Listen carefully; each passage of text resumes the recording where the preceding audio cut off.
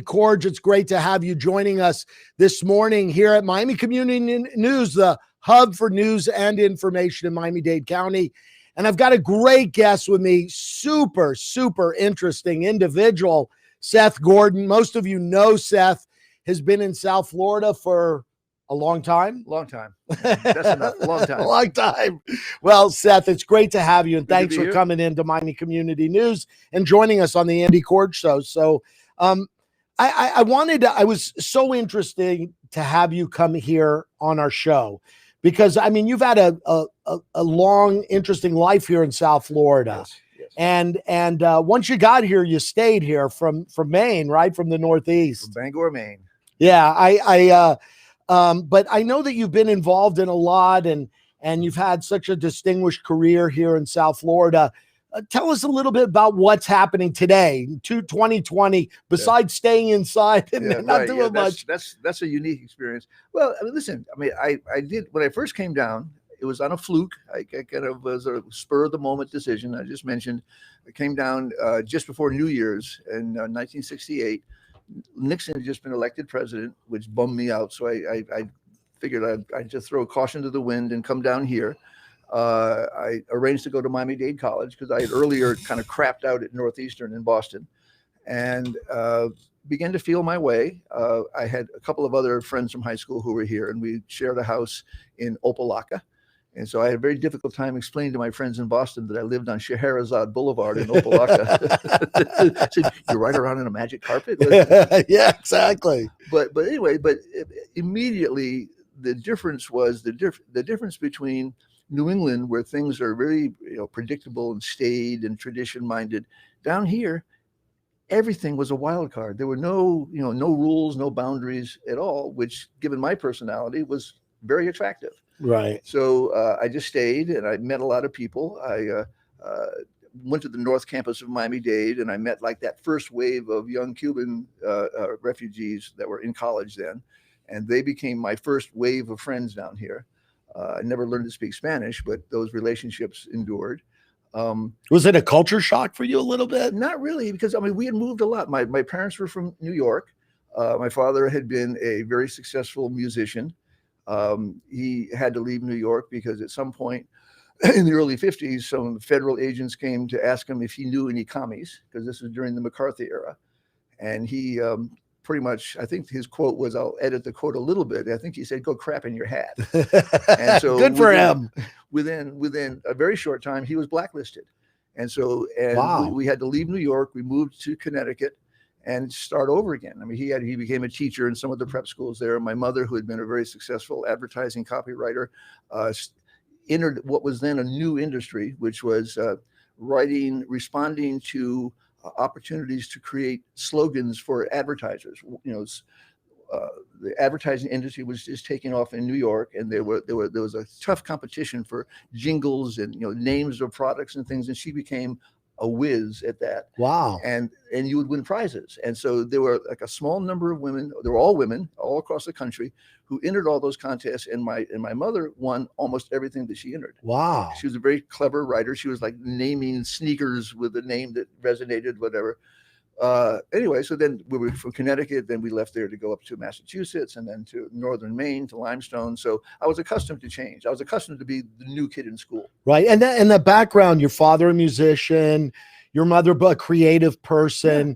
Did that sort of formulate your politics, if you will? I'm sure it did. Yeah. I wasn't aware of it at the time, but they were both very enlightened in the sense of I never had to operate with strict rules, both because of their orientation and also because I had two wounded brothers. I had a younger brother who was autistic and an older brother who was mentally ill for organic reasons. So my parents had to focus on them. And so my sister and I were like wild children. We were able to do whatever we wanted to do.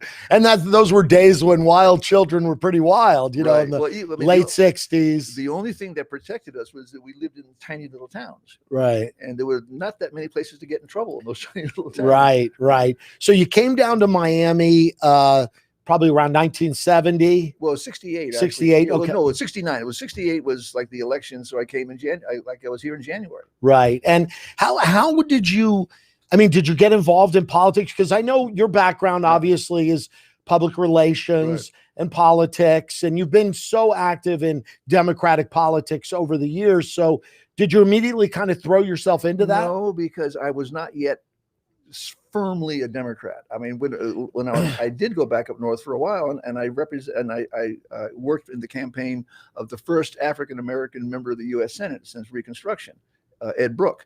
So I was, so Republicans didn't offend me because the Republicans that I knew were the old-fashioned kind of Republicans. They were, very patriotic and whatever. My grandfather was a World War I veteran. So I was not offended by Republicans. I just was a little bit more drawn to Democrats. I got involved because I met a kid on campus named George DePontis. Really?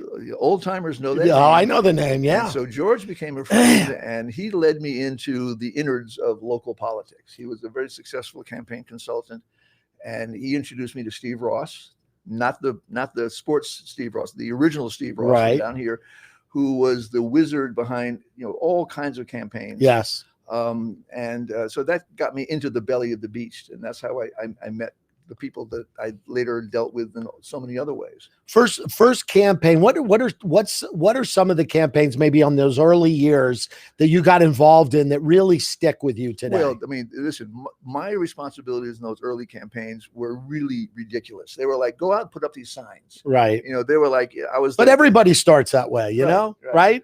The first one where I had any kind of a significant role was in the Bob Shevin campaign for Attorney General, which was I'd moved through a couple of different things, and I ended up in the office of Attorney General Shevin, and I was a policy advisor about policy I knew nothing about, but I was a good faker. But there I did play a fairly significant role in the campaign, and it was just it was simpler then. The money that was raised was not that much. There were very few lobbyists in Tallahassee. There were even fewer down here. Right. Because a couple of years later, I worked for Merritt Steerheim. And at the time, I think maybe there were like 12 people who lobbied the county full time. It was a very, very narrow specialty. And do you think that made politics simpler back then? It did, yes. Because listen, and first off, in Tallahassee, no matter how big your company was, your association was, you only had one lobbyist. Now you have 12. You got African-American specialists, Hispanic specialists. You had to have niche specialists. You put together a team of 12 people to lobby on your bill. Back then, it was, Southeast Bank had one lobbyist. Winn-Dixie had one lobbyist. I was an aide to two different senators before I went to Shevin. I worked for Senator Ken Myers, who was chairman of the Health and Rehabilitative Services Committee. And because Kenny really didn't like politics, he liked policy, he let me handle the politics. So when he was going to help Lawton Childs get reelected in 76 or whatever, and he sent me to all the meetings. So I was there in all the meetings with all the important, serious guys in town.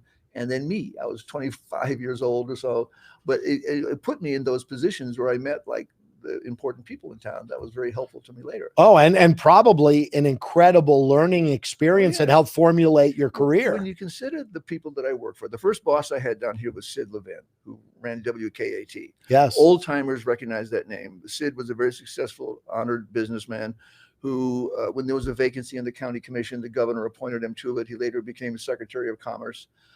So he was a very good friend to have. And then Kenny Myers, the Myers family, Stanley Myers was the founder of the Jewish Federation, which is why most people in town always thought I was Jewish, which I'm not. But still, the association was very helpful. And, yes. I didn't get revealed to not be Jewish until the first time people noticed that I didn't know how to wear a yarmulke. but still, for Kenny, and then I worked for Sherman Wynn. Sherman beloved member of the state Senate, and then to Shevin.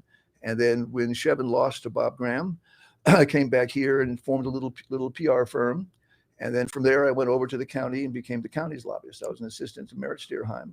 So every step along the way, I ended up working for remarkable people, among the most honored people in town. And you just absorb things. You absorb relationships, the process, and all of that. That's an impressive list of names you just threw out there, I got to tell you. But so 1976, let's talk about that for a second. Yeah. You got involved in the Jimmy Carter campaign, correct? Yes. Tell me a little bit about that. It was a fluke. earlier I met Mike Abrams, we had just deposed Joe Robbie as chairman of the Democratic Party. We ran a slate of candidates against Robbie and his friends, and we took over the Democratic Party. And Mike Abrams and Sergio Ben Dixon were our leaders. We went to a midterm conference in '74, and we brought what was then our mascot, a high school kid named Manny Diaz, was with us. And Manny came to us somewhere in the convention hall and said, I just met this guy in the next room. He's very interesting. He's got a very thick Southern accent. I could barely understand him, but he says he's running for president. And it was outgoing Georgia Governor Jimmy Carter. We met him, and it was like wonderful. We loved him. He loved us. And so we said, look, Michael here is chairman of the Democratic Party in Miami. Why don't you come down and meet people? So, he was struggling at the time. He had just announced and no one really cared. So we brought him down here and gave him kind of a platform to build a constituency. So we got very close with Carter. As the campaign progressed, I became chairman of the Carter campaign here. Sergio couldn't because he worked for a congressman, so he really couldn't get involved. And Mike was chairman of the party, so he couldn't be Carter's guy. Right. So I wore that mantle, and as a result, I became a delegate to the convention in '76. I was, as I mentioned in my Facebook post, I was a member of the Electoral College. Yes. 44 years ago yesterday. And had all those experiences. So it was a great launching pad for all kinds of things. And now, if you can, and I want to bring him up now, if you don't mind, because we have a special guest for you here on the Andy Korge Show at Miami Community News, and you're going to recognize. Let's see if we get him up. There he is. Oh my word, Mr. President, former President Jimmy Carter, on with us. President Carter. Thanks for good morning. Good morning, Mr. Korge, and how you doing? Good. Mr. Good. President, you're my president. Always be my president. Thank you, Seth, very much. And let me just say this: my wife and I are very, very proud of the work you did for us and giving us an opportunity in Florida. And I just wanted to call and say what a wonderful human being this is, Mr. Korge. Seth Gordon is an angel. He really is an angel from heaven. And he's one of the most distinguished and honorable men that I've ever had the good pleasure of meeting in my life. You got to excuse my throat. I got a little bit of, when you turn 95 years old, things don't work as well as they did when you were 50. That's for sure. I look forward to being 95. Well, I was going to ask you, President Carter, you did just recently turn 95. How do you account for such a long and fruitful life that you've had? Well, a couple of things: good bourbon and peanuts. Peanuts are the magic. The magic. Yeah, I'll tell you that. But no, seriously, Mr. Korge, this gentleman right here you have in front of you, Mr. Seth Gordon, he is responsible for a lot of people in the political arena doing very, very well. God bless him, and Merry Christmas to everybody in Miami. And Miami always was very good to me. And thank you, and God bless you, and Merry Christmas, and God bless the United States of America. Well, thank you, President Carter, for coming in, and we really do appreciate it. Thank you. You could disconnect that one, Tommy. Thank you. So there you go, man. Look at this, a celebrity coming in on the phone to welcome you and to thank you for all you did for him back in the 70s. I tell you, that was the big plus about that, is that kind of having had that relationship with President Carter opened the door to other things. I later became very close to John Glenn. For two reasons, because he was then running for president, and I shared a situation with his wife Annie Glenn. Annie, if you're familiar with the Glenn family, Annie Glenn had a very severe stutter, and it almost kept Glenn from going into space because he was afraid that if he was like lost in space, that no one would take care of Annie. And so, and when he was running for president, I became their chauffeur, and I drove him around town. Really? And Annie and I spent a long time talking about how we dealt with our stutters, because I used to have a severe one. Really? Very severe. And the fact that I did have that stutter, and yet I still gravitated into a career in radio, was kind of surprising. It is very surprising. But I found little tricks of things that I could do that would sort of repress the stutter and allow me to succeed on the air. And you did that on your own, pretty much? Well, originally on my own, but later when I was a student at Florida State, they provided me with a speech therapist. And the woman was an African-American graduate student from Coconut Grove, and she was a miracle worker. I gotta tell you, I've spoken to you many times. I would have never, ever in a million years guessed that. Well, I mean, there are people that I went to high school with that cannot believe that I got over it, because in high school it was a problem. It was a real problem. Wow. And like in certain classes, they wouldn't call on me because they knew that I really couldn't stand up and present and speak and whatever. So, but again, this young woman was a miracle worker. She interrogated me to find out what inspired the stutter. You know, what were the situations? And I described to her a situation where if, and I'm going to say this without being too terribly politically incorrect, but people who had limited intelligence, right? And so she, well, good, we're going to, or people who were busy and didn't have time to deal with me. They didn't have time to deal with this guy that can't speak. Right. So she would drive me down to the coast of in the Panhandle, and make me go into these little country stores and ask for change for a 20. And they were like, you know, and they realized they weren't going to sell me anything. They were just getting change. And so, and it was intimidating. But after a number of those times, I sort of got used to it. It didn't bother me anymore. And after about a year, she said, "You're cured. You don't have to worry about that." Wow. That is an incredible story, Seth. Yeah. Really incredible. Does that, so you could kind of relate. I mean, Joe Biden, obviously, our president, had a severe stuttering problem as a young man. We was never as severe as mine. No, I don't think. You know, I don't believe so. I mean, okay. I've never seen a tape of him with, because the worst kind of stutter is when you have, if you occasionally repeat a sound or something. But I used to have, I mean, my mother used to torture me. There were certain hard consonants that I couldn't say. A hard B was the worst. And so one of my best friends in high school was named Bronson, Rick Bronson. Okay. And so I'd be ready to go out on a Friday night. My mother would say, "Where are you going?" "I'm going to go out with Rick." "Who?" "Rick." "Rick who?" And I said, but she did that to kind of help me get over the block. But it took a few more years before that happened. Wow. That's a great story. So I want to move back for a second, because you mentioned the name Manny Diaz. Yes. And you have we all know you have obviously you mentioned from back in the 70s, a long-standing relationship with our former Miami mayor. And now there's talk, and he's already said he will run for Democratic Party chairman in the state of Florida. I believe it would be a great move for the Democratic Party. Great move, but what people don't remember is that we've already had a Cuban as chairman of the state Democratic Party, and Alfredo Duran. Right.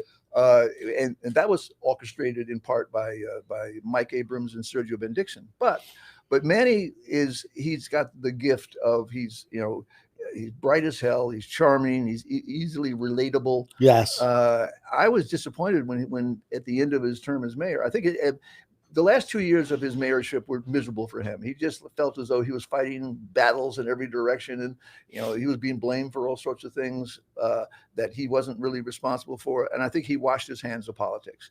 And so I'm glad that he recovered from that, and he realized that he really could be a positive force for the Democratic Party in Florida. So I'm very happy that he's running. I think. I mean, a lot of people when Manny left office in the city of Miami really thought that he should run for another office. I know. I thought he might. And because he really, a lot was accomplished in the city of Miami during his tenure as mayor. Right. Most notably Miami 21. Well, I think the biggest problem was that City Hall is in Coconut Grove, and Coconut Grove is the most, I mean, I live in Coconut Grove, and I know my neighbors. It is the most self-indulgent, pretentious collection of humans ever assembled in one place. They think the world revolves around them. They think everything should be done for them. And and because Manny was right there at City Hall, he heard it from and it wore him down. Right. And so I think he was tired of that at the end and didn't want to go through it again. I think that he's recovered from that now, and I think he'll do a great job as chairman of the party. Do you think if he let's say he becomes chairman of the party and does that for whatever period of time? I mean, Manny's still a relatively young guy. Yes, he is. Do you think that there's maybe a future again in politics for Manny? Politics is surprising. You really can't. I mean, whoever would have anticipated Donald Trump becoming the party nominee? So yeah, I mean, in the opposite direction of somebody that clearly has the talent and whatever, Manny could do that. I mean, it would depend on lots of things that he can't control and nobody can control. But I could envision him in the Senate, maybe even president. Yes. Yeah. Yeah, I mean, his career and his son's a pretty good football coach on That top too. of it all. That's a plus. That's certainly Yeah. certainly is a plus. So let's talk a little contemporary now, a little more. So we've had this change. Biden wins the election. Yep. Yesterday, the Electoral College met and did what they were obligated to do. Did what they were obligated to do. Correct. How do you see the workings of the Democrats and the Republicans? It's been, so divided, as we all know. And I don't think the Trump presidency nurtured that division, if anything. Right. Do you think that Biden's the type of president that maybe can bring those two sides a little closer together? To invoke another longtime relationship of mine, I hope that my former business partner, Mario Diaz-Balart, can help make that happen. Mario is, he's a Republican. He's a conservative Republican, and he's sort of like bullied into supporting the will of the party. I'm hoping that Mario could kind of break free from that, and I think that his inclination would be to do that. But he could be a tiebreaker. I mean, he could be, if Mario kind of led the way to his colleagues in Congress and said, guys, that game's over. I mean, we got led. There are two things that cause the great divide in politics. There's those kinds of aggressive leadership styles of people like Trump and whatever. The other thing is the gravitation of money. It used to be that people that wanted to put money into politics wanted to put money into the middle of politics, where they'd have a voice on both sides of the aisle. Along the way, we started saying, no, let's put all of our money on one side. And then once that happened, then all the money had to go to the other side. So it pushed the parties apart. I see. You had to be an extreme this or an extreme that, because there was nobody wanted to invest in a maybe vote. Everybody wanted to invest in a sure vote. So I'm going to pick which team I want to be on, and I'm going to stay there no matter what. And that's what has forced the great divide in politics. Yes. We need people that will stand in the middle and say, this is where you ought to be, because this is where reason and intelligence prevails. Intelligence and reason prevails in the middle. And if you can come back to the middle, everybody will prosper. Yeah. I mean, listen, I remember I was a page in the U.S. House of Representatives when I was a teenager. Uh-huh. And I remember seeing Democrats and Republicans in the cloakroom. Sure. Hashing it out. Yes, of course. But you don't really see that anymore. You don't. I mean, some of it's there, but they're almost embarrassed about it. They're almost embarrassed to be caught with a member of the other party. Yes. They kind of go into the Senate dining room and sit on opposite sides. It's almost childish. In fact, it's more than almost. It is childish. It is childish. Yeah. Yeah, right. And so, how we got to overcome that and say, look, it's not being disloyal to your party to talk to people from the other side. That's how you solve problems. Yeah. It's funny because I've done this show here and the radio show that I do on 1210, The Man. And I've had all sorts of, I had the last Lieutenant Governor, Carlos Lopez Cantera, on the air with me. And we disagreed on most things, but we found common ground on two or three. He's kind of a hope of the Republican Party. His skills were wasted by being Lieutenant Governor, because Rick Scott had no interest in being bipartisan. But I hope Carlos gets back in the game somewhere, because he is a thoughtful, reasonable guy that understands the value of having relationships with people who don't agree with you. Yeah. There aren't that many of them around, but if we could ever pull them together and then let our Democratic friends ease up a little bit on their extreme demands. And I mean, I may agree with their extreme demand, but I don't have a vote, so it's okay. But they've got to talk to each other. They got to say, look, I'm willing to accept a portion of what you want if you'll accept a portion of what I want. And we don't have to be bitter enemies. We don't have to fight with each other and vilify each other and call each other names. I mean, we could bring things back together. But again, the biggest villain is that the money is at the extremes. You don't raise money unless you're an extreme partisan on one side or the other. Yeah, let's talk about that for a second. Okay. Yesterday, I had my brother, who Chris Korge, DNC finance chairman, on with us yesterday. And I was a little surprised, quite frankly, even though he's my brother, I was a little surprised because he was talking about how obscene it is, the amount of money that's necessary to run for political office. Awful. It's awful. And because it drowns out every other variable, it drowns out the need for a program or whatever. It's all money driven.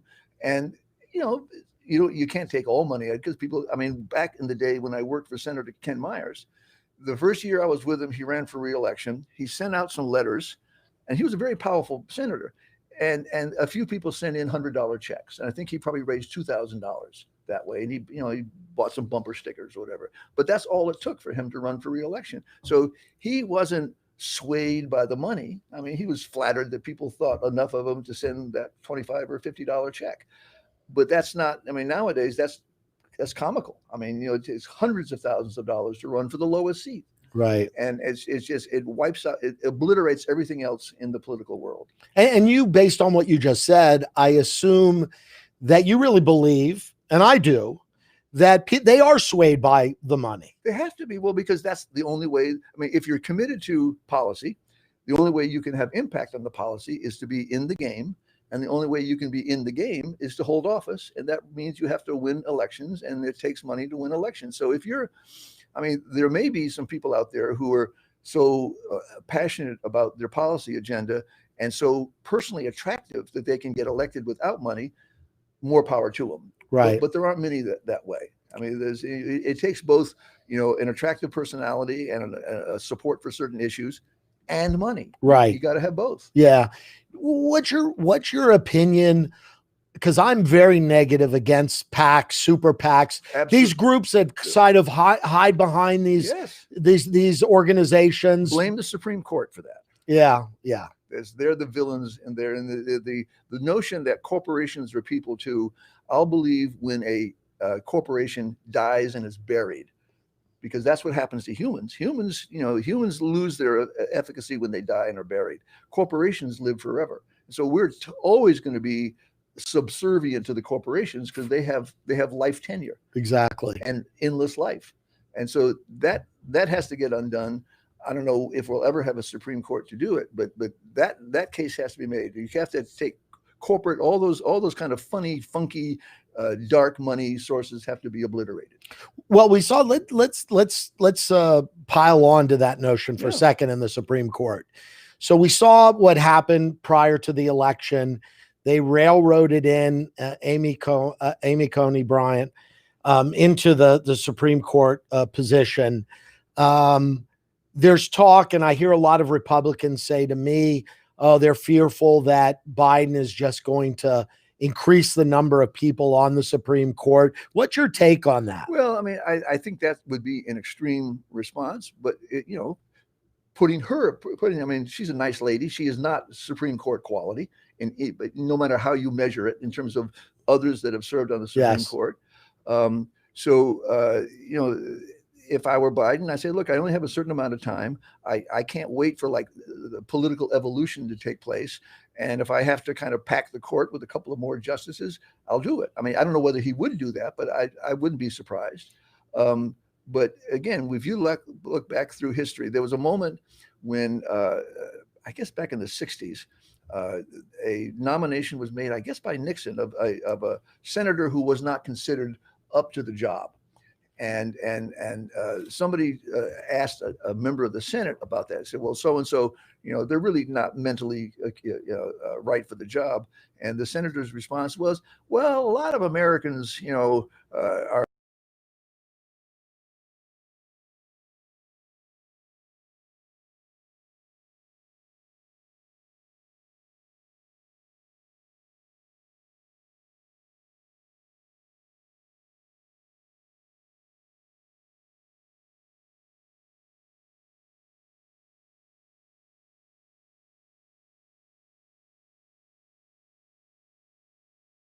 because we're here at Miami Community News, and that's what we're all about here. Who are some of the people that really stand out to you as, people that are real leaders politically in our community that maybe even have a future to move up to the next level? Anybody's really stick out to you? There's a few. I mean, the recently appointed commissioner, I've only met her once, but she is a dazzling intellect. And Danielle Cohen-Higgins you're correct. referring to. And I would not be at all surprised to see her rise up.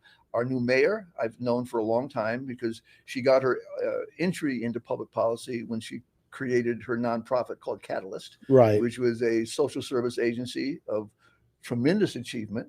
And so she earned the respect of a lot of people, not moneyed people, but people that grassroots people that care about families and normal everyday living issues. And so that's how she built her constituency. And it's a good group of people. And the term limit was healing in that way. Is that if we had gone another 4 years with the same cast of characters, things would have become solidified there. I think that we needed the fresh blood. We needed the new challenge. We needed a diversity of intellect, a diversity of age, a diversity of everything, and to keep the process fresh. And so I think, again, I can't predict the future of any of those guys, but there are some impressive new people in county government. Yeah, I couldn't agree with you more. I saw the sort of cast of characters that were up there for many years. And I often thought to myself, I have young kids that are newly out of college and whatnot. And they have certain problems living in Miami-Dade County, housing, the cost of housing being one of them. And I often looked at a lot of those people on the county commission and said, well, how can they relate to someone right out of college? Right. So I wondered about that. What do you think are the big issues in Miami-Dade that we got? That's one. And the other thing is that we sort of lock in on a particular issue and think that is always going to be the issue. And the big issue now is sea level rise and transportation and whatever. But we have to be flexible enough to understand that there's not just one solution to those things. Transportation is a frustration for me because I've tried unsuccessfully to introduce different modes of transportation here. I have partners out in Denver that build ski resorts, and they are specialists in cable car transportation. It is the most successful way of moving large numbers of people throughout Latin America, throughout Asia. Yes. And I cannot break through here because, no, those are recreational vehicles. They're not for actually moving people in a serious way. And so we get locked in on things here. And I think that adding, freshening up the intellectual pool as often as possible is our salvation. The other problem we have is that because we're way down here where we are and stuck at the end of the state, is that we don't have any big city competitors that we can learn from or they can learn from us. I mean, the closest big city to us is Atlanta. Yeah. And so we don't get that input from our other big city neighbors because they're not neighbors. They're far away. Yeah. Not like in Philadelphia, Pittsburgh, New York, Baltimore. There's cross-pollination. There's you can pick up ideas, you read each other's newspapers, and you kind of know what they're thinking and what they're doing and how they're addressing their problems. We don't have neighbors to learn from here. Should we have term limits on all elected officials? I think so. On all offices? I think so. Congress, I think, is it's locked in its own mud. I mean, they have to get liberated. I don't know what the term should be. 12 years, whatever. But a lot of them. Listen, there's guys there in their 80s and 90s that the staff has to lead them into the chambers because they don't know how to find it anymore. Right. And so there needs to be an upper limit. Yeah, I think so. I think it's part of the biggest problem we have. I think the fact that we have all this unfettered money and a lot of undocumented money going into politics, and then the fact that some of these guys are in office forever and ever and ever. And they're never challenged because the public never sees them. I mean, they're shielded and protected, and they're kind of wheeled out into the public to wave, and then wheeled back, into the shadows. So the public doesn't know who they are. They never meet them. They don't run into them at the shopping center or whatever. So they're so long as they have an army of consultants coming up with slick TV commercials and ads and whatever, they stay in office. Right. And it's a vicious cycle. And that's got to get broken up. I want to get your opinion on something. And it was a little controversial what I said, but I'll throw it at you and get your opinion because you're a PR guy and you've been involved in lots of campaigns over the years. This last election really concerned me. And I'll tell you why. Because, I said after the election, that I thought that the Hispanic electorate, most notably the Cuban electorate in Miami-Dade County, and it was chronicled throughout the country in news stories, was maybe the most gullible electorate in all of America. And the reason I say that is, let's look at someone like Donna Shalala that just got taken out of office. All they really did, her competitor, Maria Elvira Salazar, or look at Javier Fernandez that ran for state senate. I know Javier for some time now. He's a friend of mine. And all the competition did was point that socialist finger at them. I know. And I had David Custon on my show. You know David. Sure. I had David Custon on the show, and he made a comment to me that if he had more money running Steve Bovo's campaign, that he could have started the Daniela Levine Cava's a socialist message back in early September. He thought that Bovo might have won that campaign. It's possible. But I wonder, how is the electorate? I understand that communism, socialism is a sore point with those people, Venezuelans. But you know that they're very different things. Yes. Very different things. Yes. I mean, some of the most wonderful, desirable countries on the planet are socialist. But now that I hear of your background and your father, yeah, and what he went through in New York City as a musician, being called a communist, okay, I wonder what your perspective of that is. Is it fair?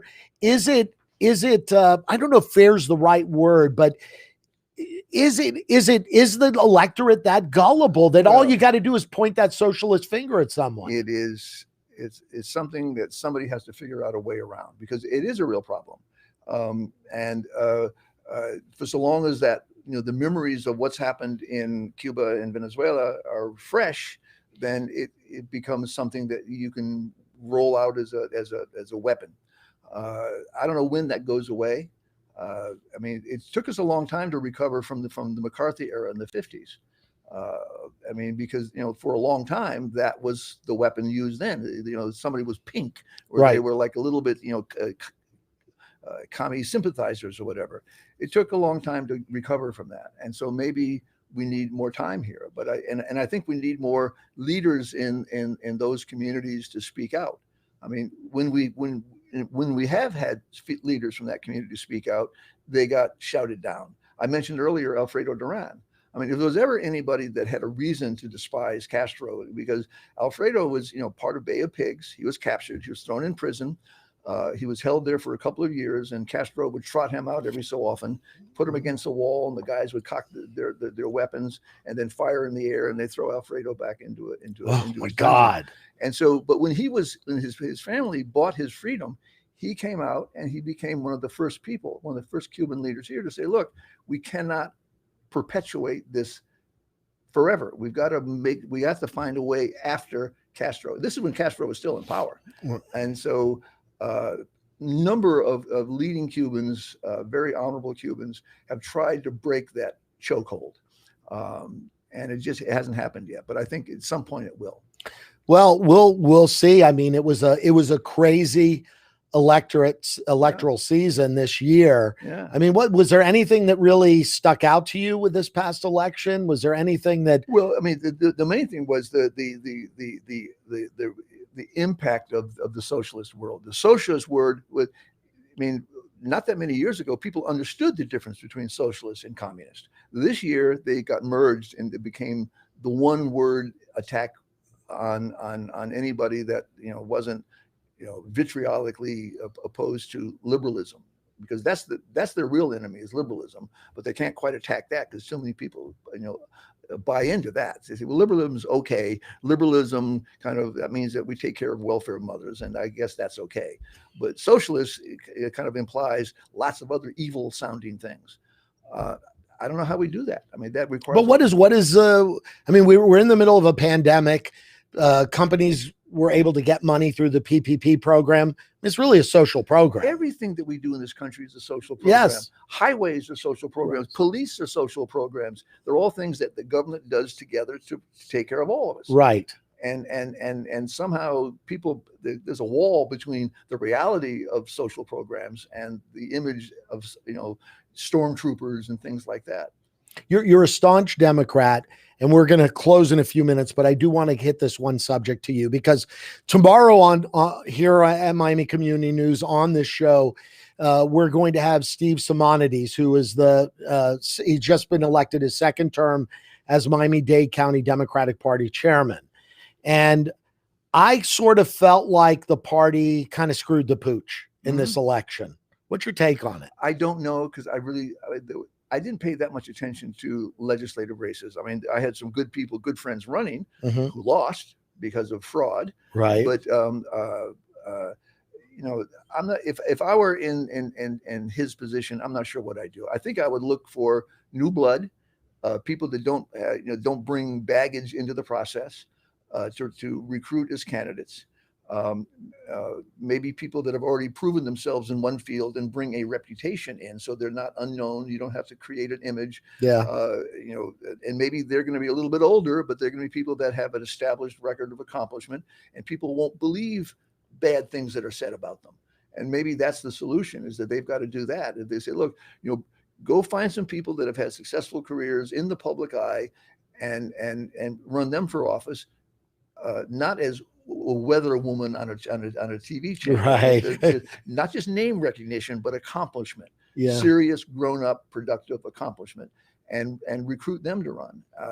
Do you think that that's the main probably responsibility of the Miami-Dade Democratic Party, or the party machine in general? Well, what else are they going to do? Right. I mean, their job ought to be to find and recruit and support good candidates. And I think that right now the formula, an old formula was find somebody with name recognition. Well, that doesn't work so well when they have the name recognition, because, like in Alabama, they were a football coach. Right. I mean, and the guy didn't even know that how many branches of government there were. I mean, the guy was a blank slate. So you got to find people that have name recognition and knowledge of the process. And I guess that's the next challenge. Yeah, Tommy Tuberville. But hey, when you're a football coach in Alabama, I know. I mean, hey, you can't get any higher on the totem pole than that in that state. But again, we've learned that just because you have name recognition is not a good reason to give you power and influence. That's for sure. That's for sure. Well, I got to tell you, as we close, I want to thank you, Seth Gordon, for coming in today. My pleasure. I learned so much today about you. I didn't know, number one, that you suffered from stuttering when you were a child. And listen, late at night, it can come back. Really? Yeah. Couple cocktails, it comes back. Little blockage, yeah. Well, I didn't know about that. I didn't know about your family, your mom and dad's background. That's incredibly interesting. Yeah. And that's one of the things that we love to do here at Miami Community News. And during this program, every morning, Monday through Friday from 9 to 10 a.m., is we like to bring in interesting people and learn about them. And I got to ask you one more question, Seth, and that is, you got to promise you're going to come back and do this again. Absolutely. All right. Yeah. All right. Well, I'm going to hold you to that. Absolutely. Well, thank you so much, Seth Gordon. Thank you so much for tuning in today and watching. A lot is to be learned if we can just talk to one another and share common experiences. Maybe our differences wouldn't be so wide. Thanks for tuning in today to the Andy Korge Show here at Miami Community News. And we will see you again tomorrow with Steve Simonides, Miami-Dade County Democratic Party chairman, will be joining me here. Tune in for that. Have a great day, and we'll see you tomorrow at Miami Community News.